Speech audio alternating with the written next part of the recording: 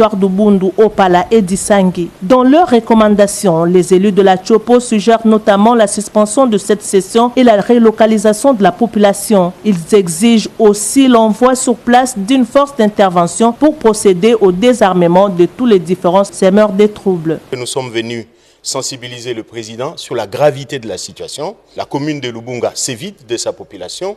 Il y a également un sérieux problème humanitaire au niveau de la ville de Kisangani. Donc tous ceux qui fuient les affres de ces troubles au niveau de la rive gauche à Lubunga traversent de l'autre côté de la rive et il y a plus ou moins 100 000 personnes qui sont dans des conditions très difficiles et inhumaines. Nous avons eu heureusement une oreille attentive et de la part du président qui nous a promis de faire un plaidoyer également auprès du chef de l'État pour qu'on adresse ce problème avant qu'il ne devienne ingérable.